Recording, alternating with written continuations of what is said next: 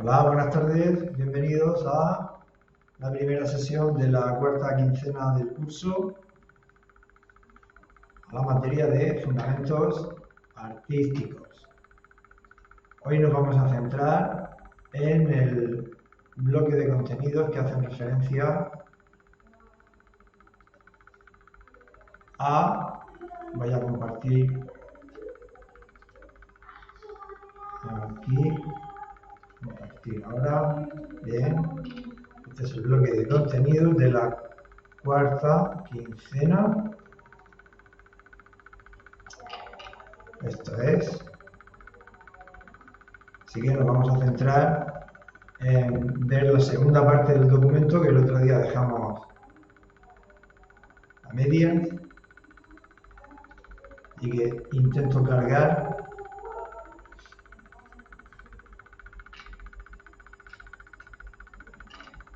Ok, aquí lo tenemos.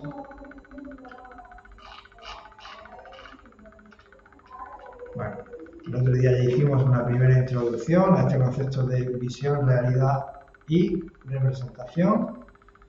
Voy a compartir precisamente ese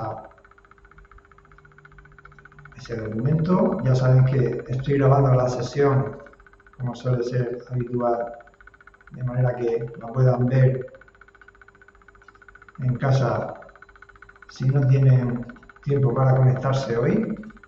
Y este es el documento que tenían disponible para esta cuarta quincena. Vamos a intentar ver estos apartados desde el realismo hasta el surrealismo, y la segunda parte la veremos la semana próxima. Bueno, cuando hablamos de realismo, obviamente nos referimos a una forma de representación que tiene en lo real perceptible, diríamos, su principal referencia.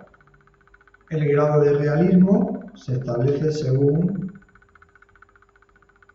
el parecido, según el grado de iconicidad que guardemos, que se establezca con ese elemento representado. La fotografía a color tiene un nivel icónico, un nivel de representación en grado 8, mientras que la pintura abstracta tiene un nivel de iconicidad en grado 1, ya que no guarda ninguna relación con ningún elemento del mundo conocido. Cuando hablamos de realismo, nos estamos centrando en un periodo histórico que coincide con el arranque del siglo XX. Estamos en un periodo que denominamos como de nueva objetividad, es decir,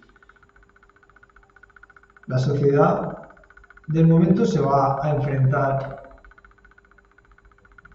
a un periodo prebélico que va a desembocar en la Guerra Mundial de 1914, va a suponer una fractura social de un valor incalculable, de una destrucción incalculable jamás conocida hasta el momento, en donde lo técnico se va a imponer como la solución dramática a priori a los problemas del hombre. Igual que lo técnico ya ha configurado en nuestras vidas, en el ámbito de la industria, de lo social, del transporte, de la electrificación de los hogares, etc. Lo técnico también va a participar en la destrucción del ser humano, por medio del desarrollo de nuevo armamento, armas de tipo química, etcétera, etcétera. Ese es el contexto en el que se desarrolla esta nueva objetividad. En Alemania es donde surge este movimiento. Se rechaza el movimiento expresionista, que ya comentamos la semana pasada,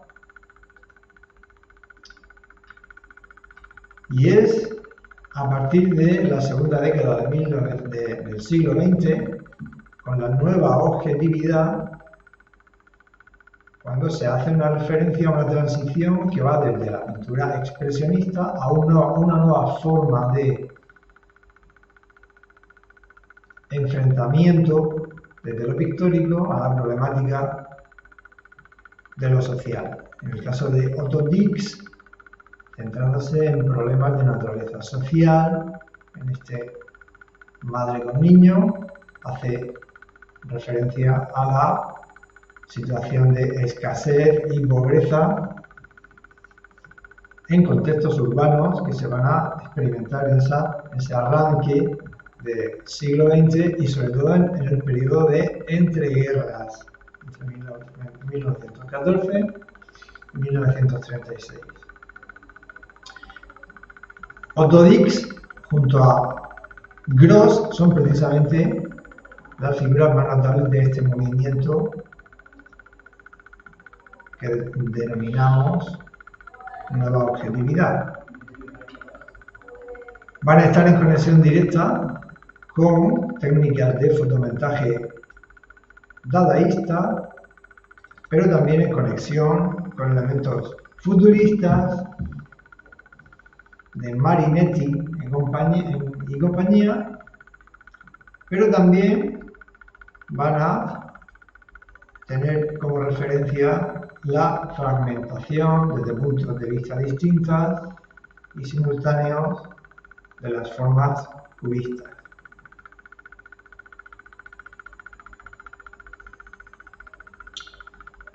No obstante, se sigue enfatizando la autonomía del objeto. Se trabaja con precisión y nitidez detallista, casi desligando al objeto de su conexión, su movimiento que está vigente hasta entrados los años 30. Y desde aquí, por comparación, citamos ahora el hiperrealismo, de los cuales principales referentes vamos a citar a Antonio López, a Jason de Graaf, a Edward Hopper y a David Parris, entre otros. Tras la Segunda Guerra Mundial y pasados los años 50 de desarrollo económico desmedido, la fotografía entra de lleno en competición directa con la representación pictórica, de manera que el movimiento hiperrealista parte precisamente del hecho fotográfico para construir imágenes que pretenden ser casi fotografías.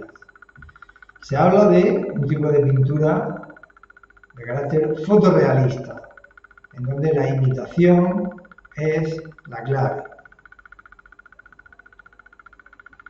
Se juega a la omisión, a la abstracción, no obstante, de elementos de esa composición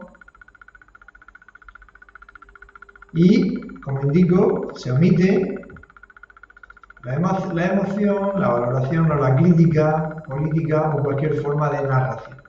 Lo que se pretende básicamente es la reproducción hiperrealista, que es un concepto que tenemos que entender como un hecho pictórico por encima incluso de la realidad. Es decir, cuando estamos por encima de la realidad, nos hemos abstraído de una serie de valores, principios, criterios que nos vinculan con la problemática, con el ser humano próximo. Por tanto, lo que prima es el detalle meticuloso, creando ilusión de realidad. De una realidad idealizada, que en el caso de tener como referencia una fotografía, ya no es la fotografía original, sino su versión mejorada.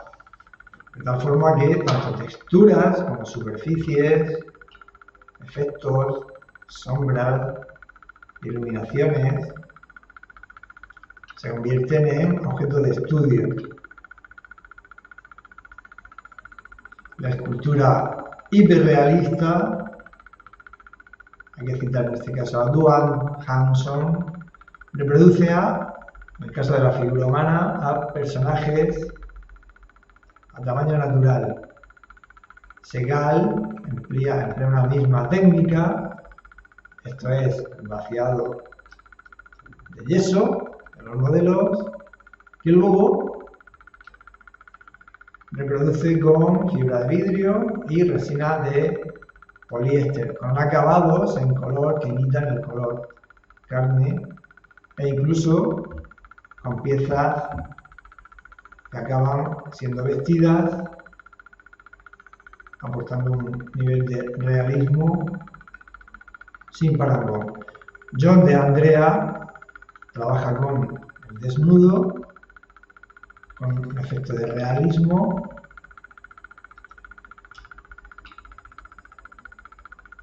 y en el caso de la pintura española, citar a Antonio López, a Eduardo Naranjo o a Gregorio Palomo. Precisamente vamos a ver parte de las características fundamentales de la pintura de Antonio López. Son cuadros de ejecución lenta, meditada,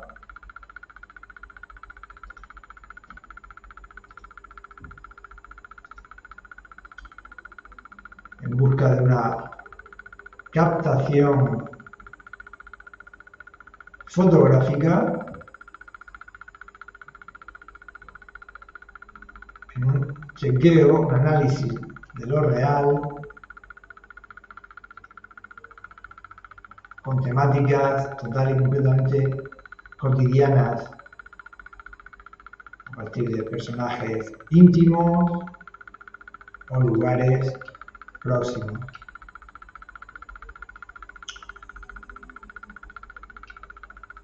Antonio López, diríamos que se ha mantenido fiel a su representación hiperrealista en conflicto con las experiencias informalistas o de pura abstracción. Por tanto, ha venido a ocupar un espacio de representación mientras se estaban desarrollando otra serie de experimentaciones que nada tenían que ver con el análisis de la realidad.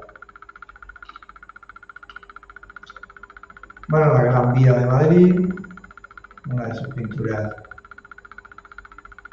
más representativas. En el caso de Jason de Graaf, pintor de nueva generación, utiliza lo visualmente impactante. En sus palabras habla de puestas en escena a partir de visiones oníricas, la mayor parte de las veces jugando con el efecto de ilusión y de verosimilitud,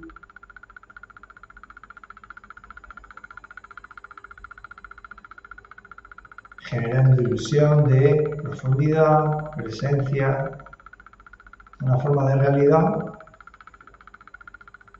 que la fotografía ni siquiera puede captar, una visión ideal del mundo. Son ejemplos que tenemos aquí ahora, sus juegos de canicas, superficies plásticas, etc. Edward Hopper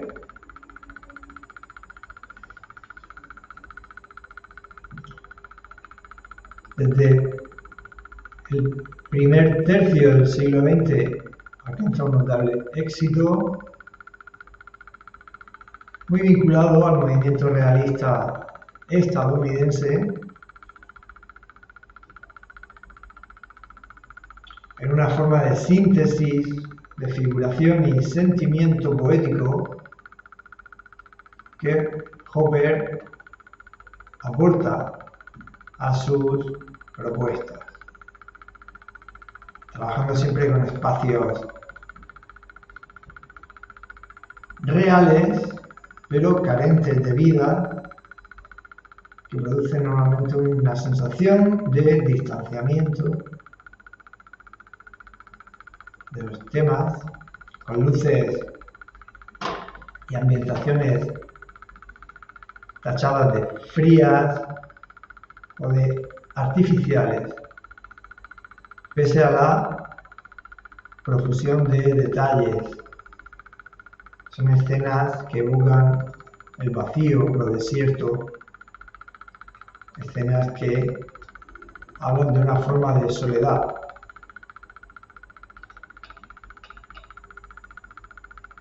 Dos ejemplos de sus trabajos con su paleta de color tan característica. Bueno, el caso de David Parris se centra en uno de los iconos de la cultura estadounidense, como son las motocicletas y los espacios relacionados con el ocio y el tiempo libre, para lo cual utiliza angulaciones aberrantes, perspectivas y primeros planos cargados de detalle que casi anuncian una estética pop venidera. Bueno, es interesante citar el movimiento surrealista. Vamos a centrar estas figuras en André Breton, Salvador Dalí, en René Magritte, en Joan Miró, en Remedios Varó, en Leonora Carrington y en Max Ernst como sus representantes.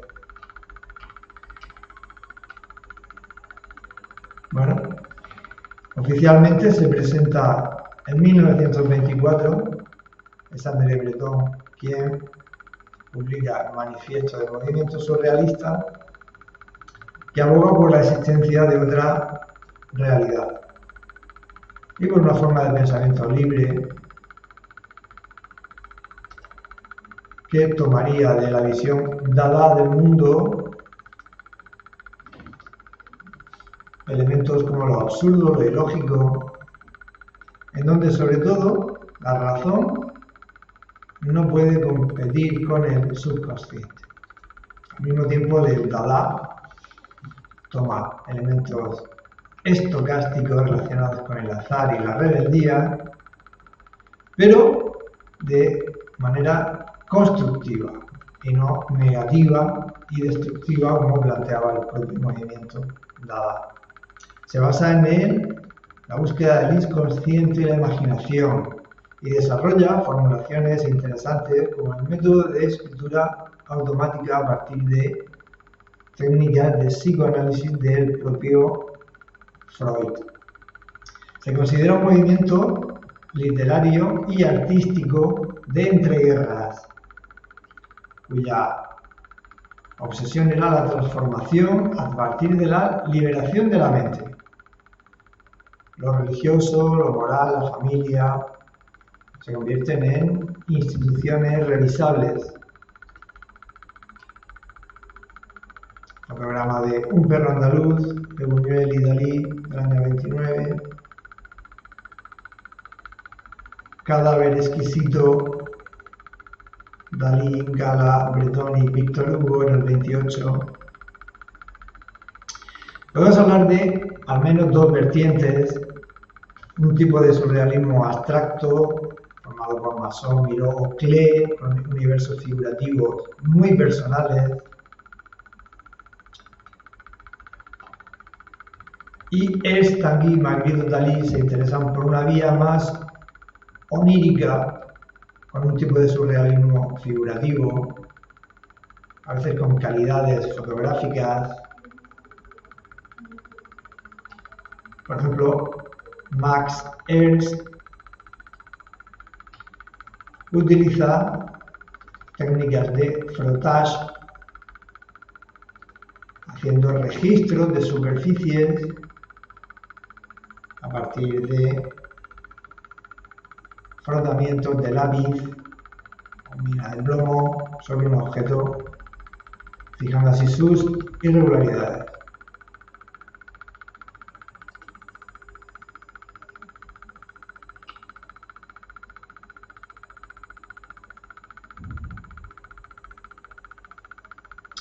Uno de los señalados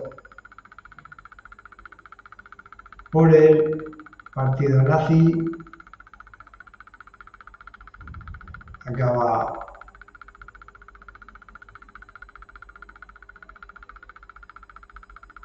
por exiliarse a Estados Unidos. Tanguy representa sueños totalmente alejados de cualquier conexión con el mundo real. Son obras inquietantes y misteriosas, con una gama armónica muy abusada, en donde lo sensual y lo sexual intervienen de una forma notable. Por otro lado, Magritte se centra en un tipo de surrealismo más simbólico, plantea situaciones a partir de contradicciones o ambigüedades, fija el concepto de tiempo, lo que hereda del movimiento cubista, y como pintor de entreguerras anuncia ciertas dolencias no resueltas que van a dar forma al conflicto bélico de la Segunda Guerra Mundial. En el caso de Joan Miró,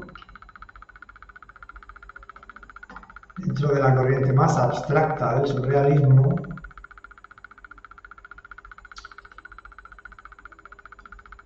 realiza sus composiciones a partir de elementos representados de manera tan detallista a veces como esquemática a otras. Se basa en el desarrollo de un lenguaje propio, de un código propio, en donde elementos como la perspectiva o el claroscuro han quedado totalmente de lado,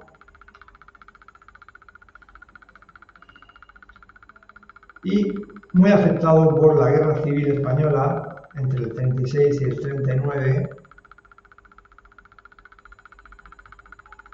abandona esta serie de reflexiones surrealistas. Salvador Dalí es el exceso por antonomasia, es extravagante, desmedido, a partir de figuras imposibles desarrolladas según lo que él considera su método paranoico crítico. Atraviesa una época furiosa, con formas descompuestas, fragmentadas, y también son características sus elementos transformados, alterados, con una fractura espacio-temporal más que notable. Es el caso de sus relojes y otras formas blandas. Pintura de altísima calidad, con una base de dibujo y unos efectos lumínicos muy notables. Ese método paranoico crítico al que se refiere Dalí, diríamos que se basa en la habilidad del cerebro para percibir enlaces, vínculos entre objetos que a priori no están conectados entre sí. Es un método muy delirante, según sus propias palabras, empleado para la definición de una obra de arte propia de este periodo. André Breton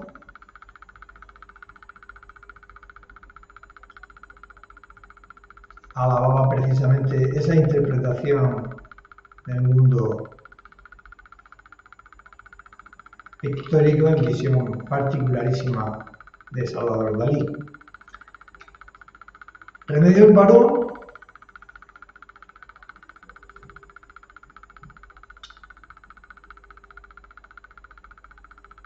sale de España en plena guerra civil, jamás regresaría. Diríamos que su obra está repleta de misticismo, porque hace referencia a un mundo secular, escolástico, en donde lo iconográfico tiene un especial peso. Cuadros desarrollados con gran detalle, con interconexiones típicamente surrealistas entre planos a priori incompatibles, como son lo material y lo espiritual, el mundo animal, el mundo humano, el mundo vegetal, en donde el concepto de magia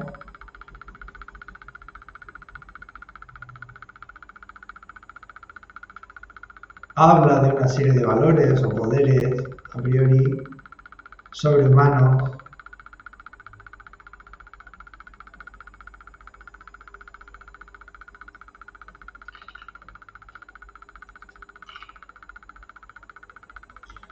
y llegamos a Leonora Carrington. Pintura, escultura, literatura son algunas de las prácticas que desarrolla Carrington, una persona con una visión trágica de la vida. Se la considera una persona muy estable, inestable, derrocha imaginación por todos lados. Bueno, entra en contacto con Max Ernst y ya a partir de la Segunda Guerra Mundial se instala en Estados Unidos, en Nueva York, que es donde se concentra el grueso de la vanguardia que ha huido de Europa, contactando allí con Duchamp, Breton y otros artistas. Firme defensora de los derechos de la mujer, acaba definitivamente exiliada en México, en donde contacta, entre otros, con Remedios Varo. Bueno,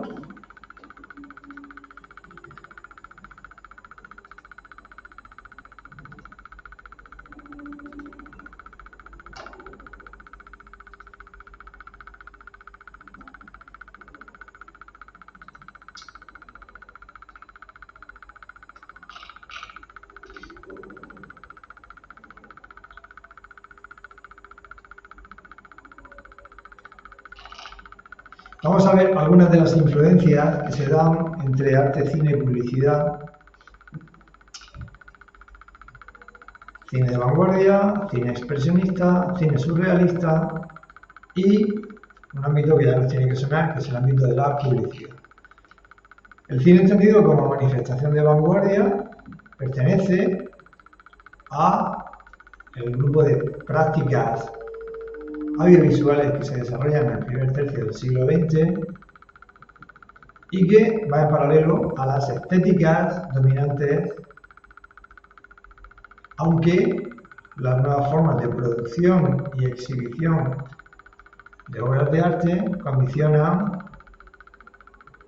este tipo de experiencia visual, en donde la velocidad, la técnica, la sociedad tecnificada se convierte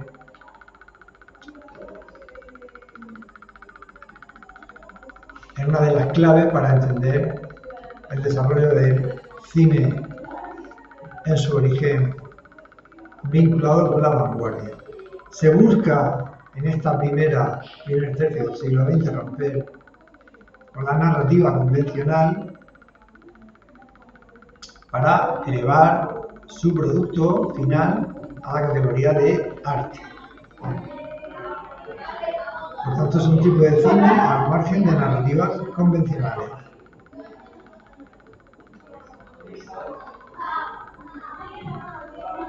Dejando un poco de lado el cine impresionista, futurista o dada, podríamos centrarnos en variantes de especial interés como el cine expresionista o el cine surrealista, así como ciertas experimentaciones fílmicas y teóricas soviéticas.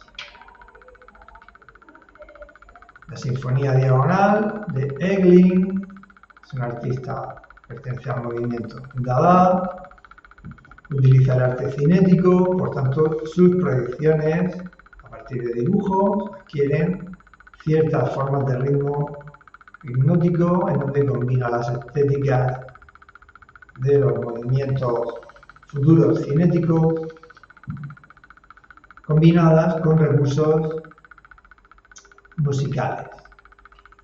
Dziga Vertov es uno de los grandes teóricos del cine soviético.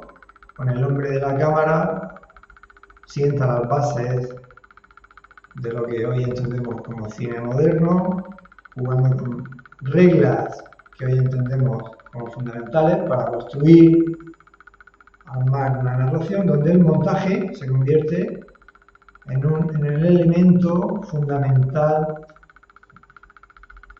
que define una obra fílmica. El hombre de la cámara, Vertov, utiliza todas las posibilidades de la técnica del montaje, utilizando relaciones casi de naturaleza surrealista a partir de yuxtaposiciones con significaciones y simbolismos muy profundos, aunque vinculados al movimiento bolchevique. El cine expresionista surge como consecuencia de la derrota de Alemania en la Primera Guerra Mundial.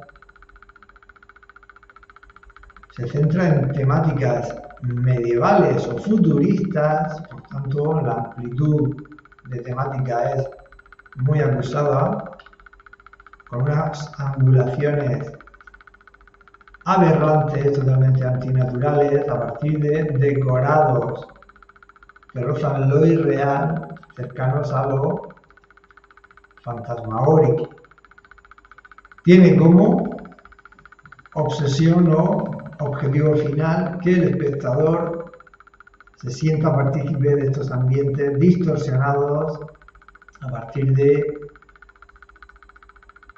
recreaciones violentas con claroscuros muy marcados.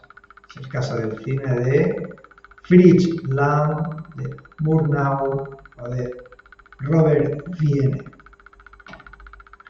En este tipo de filmografía, las escenografías son de especial importancia, es el caso del gabinete del Dr. Caligari, con calles representadas y con perspectivas que no tienen profundidades reales, sino que son un elemento narrativo que aporta confusión, en donde la iluminación se basa en la gestión extrema de los claroscuros, en donde el paisaje natural y los estudios forman parte de una relación y vínculo especial. Por ejemplo, Fritz Lang parte de lo imposible de eliminar lo natural, de tal forma que juega con elementos abstractos en Metrópolis, donde los personajes son misteriosos, siniestros, al mismo tiempo pueden ser inofensivos o todo lo contrario, desdoblamientos de personalidad muy acusados. Los vestuarios empiezan por definir personajes más bien decimonónicos, en donde las angulosidades dominan, los movimientos son abruptos y son duros, los gestos se deforman, se exagera el movimiento, se exagera el maquillaje, y las sombras son presagio de una amenaza. Las sombras se convierten en un recurso dramático que evoca a los demonios. En el gabinete del doctor Caligari de Fritz Lang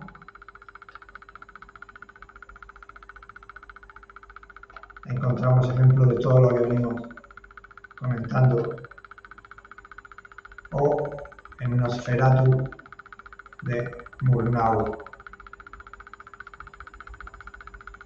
Películas junto a Metrópolis, buque insignia de esta naturaleza de cine expresionista.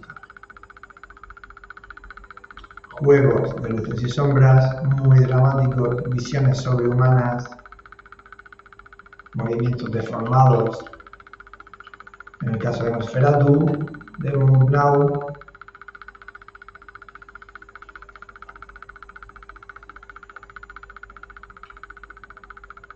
queda de manifiesto ese interés por la transformación, la deformación, en donde la luz y sombra se convierten en un recurso estético de primer orden, y en Metrópolis de Lang ofrece una visión futurista de hibridación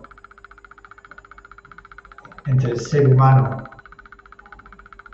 y máquina, establecen un futuro distópico a partir de coreografías en donde la gente vive directamente en las propias entrañas de la tierra, en donde la opresión es una de las claves fundamentales, en donde los aviones forman parte del escenario del paisaje urbano, en donde se utilizan pequeñas maquetas para filmar en combinación con arquitecturas reales, creando ilusión de gigantismos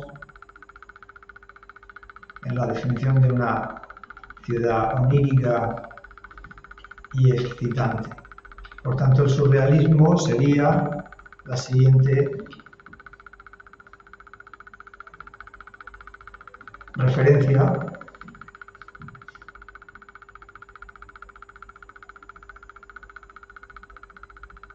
a la que vamos a prestar atención para ir terminando ya hoy, proveniente, como hemos dicho, de la poesía y las artes plásticas.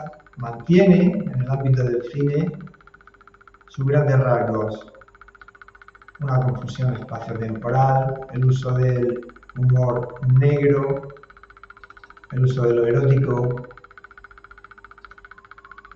la importancia del fundido y el montaje y lo onírico, una idealización fuera de lo moral, en busca siempre del escándalo. Ejemplo de esta tendencia sería el ballet mecánico de Fernand Léger o Entreacto,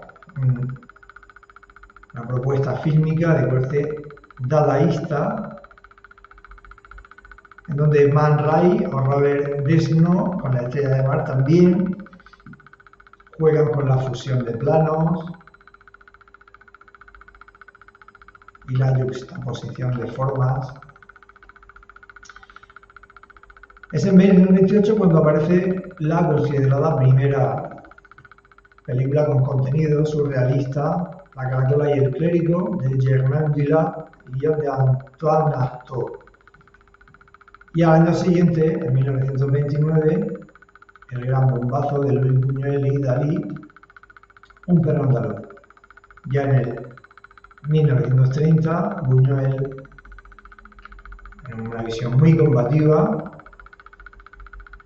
proyecta La Edad de Oro. Perro andaluz,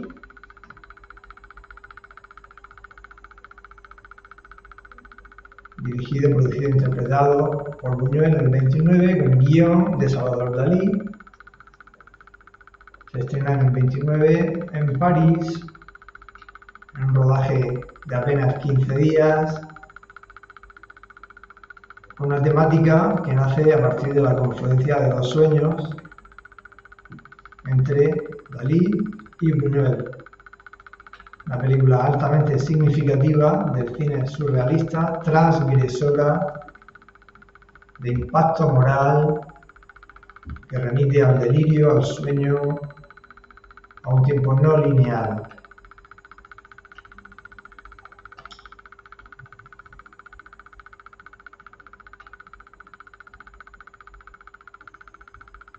Fotogramas relevantes de la película, en donde lo onírico, siempre influenciado por las teorías de Sigmund Freud, aparecen presentes. Es una sucesión, podríamos verlo así, de sueños encadenados.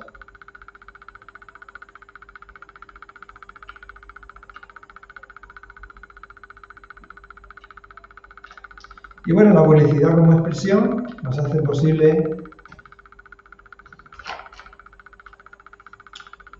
entender de qué manera la imagen publicitaria es también un recurso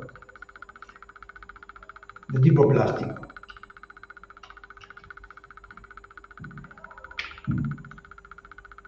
Si tenemos que localizar esa gran revolución del cartel, deberíamos de remontarnos a la segunda mitad del siglo XIX,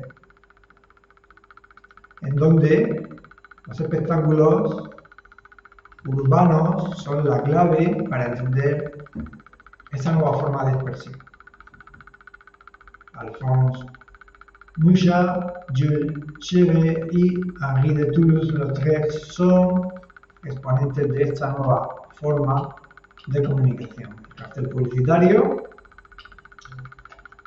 se inicia muy al principio del siglo XIX, con la primera revolución industrial, es el inicio de una industrialización a gran escala. Uno de los recursos fundamentales para el desarrollo de este tipo de cartelería es la litografía, cuyo nacimiento se fecha en torno a 1798, lo que promueve una producción de póster, de imágenes impresos con muy bajo coste, en donde se publicitan productos o servicios, pero también espectáculos, normalmente teatrales, a partir de ilustraciones realistas, que comentaban, que citaban ciertos pasajes de obras, óperas o espectáculos de vodevil. El cartel obviamente se define para ser creado de forma masiva, por tanto la técnica de la litografía se convierte en un recurso importante, y a finales del siglo XIX, cuando Toulouse-Lautrec ha encontrado su forma de expresión, digamos que el cartel ya es un elemento artístico y publicitario, casi constituyendo un género propio, de tal forma que incluso se empiezan a exponer como obras de arte y se citan en revistas de crítica de la época. En el caso de Jules Chéret, sus carteles son vitales, coloristas, cargados de dinamismo. Un ejemplo de esa representación de El Dorado es considerado el primer artista moderno de carteles, en donde la ilustración cobra una especial relevancia, pero también la composición y los juegos tipográficos.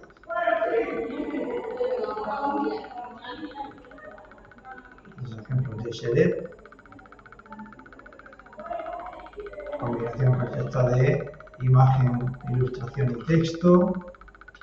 Bueno, Alphonse Mucha, de origen moravo, trabaja en París hasta la Segunda Guerra Mundial,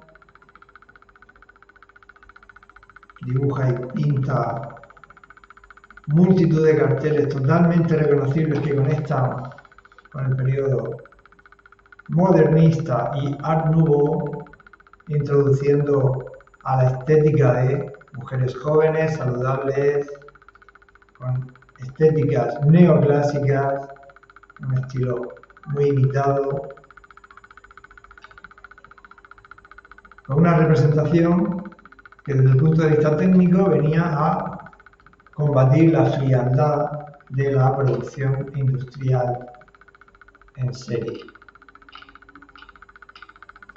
Ejemplos clásicos de este periodo: cartelería teatral, con una perfección, a nivel de detalle apenas superado. Bueno, en el caso de Cappiello, que se mueve en el terreno de la ilustración y la caricatura,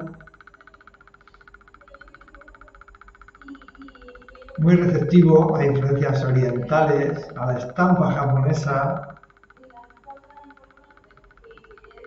con un toque humorístico muy marcado, con composiciones de fuertes contrastes, de primarios, de complementarios, visualmente muy atractivas, y de Henri-Toulouse-Lautrec, que ofrece un estilo más representativo, con una originalidad en sus puntos de vista. Pintaba de forma profusa, abundante, muy rápido, influenciado por Degas, con influencias urbanas, en vanguardia de ese periodo modernista y de Art Nouveau, de transición entre el siglo XIX y el siglo XX. Un ilustrador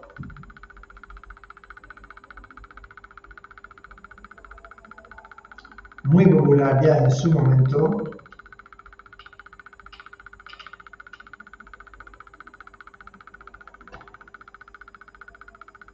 deja de lado el lirismo, utiliza grandes zonas a modo de tinta plana, se caracteriza por la utilización de figuras muy estilizadas, con una reducción progresiva del texto, lo que hacía primar la imagen en una forma de cartel muy pictórico, arquetipo de modelo representativo, en donde las técnicas de estampación japonesa aparecen, composición a partir de grandes áreas silueteadas, contorneadas, perfectamente delimitadas.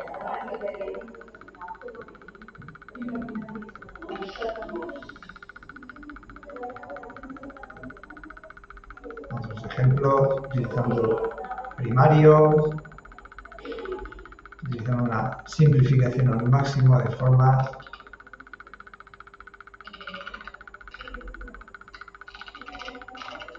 Y lo dejamos ya aquí con el cartel expresionista. Estamos en la segunda década de 1919, de tal forma que Alemania ha sido derrotada, Europa vive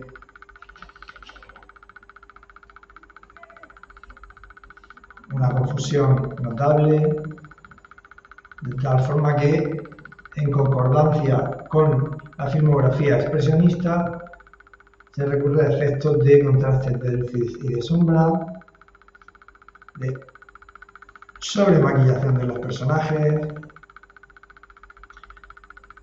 la distorsión, las angulaciones, puntos de vista imposibles. En definitiva, la plasmación de la angustia esencial del ser humano propio del periodo de entreguerras. Y ya, como último apunte de cartel, el surrealismo y la publicidad. Bueno, Dalí ha estado vinculado con algunas marcas comerciales, es el diseñador del logotipo de los Chupa Chups. Así que esto puede resultar un poco sorprendente. En su exilio en los Estados Unidos, coincidiendo con la Segunda Guerra Mundial, trabajó en diferentes medios, desde el cinematográfico con Alfred Hitchcock hasta el diseño de joyería, mobiliario, escenarios, etcétera, etcétera. De tal forma que se considera un personaje de especial influencia en la publicidad actual.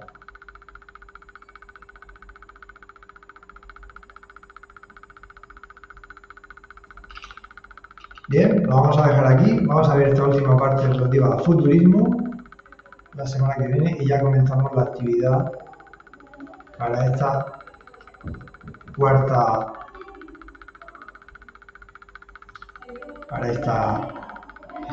quincena. Espero que la sesión haya sido de su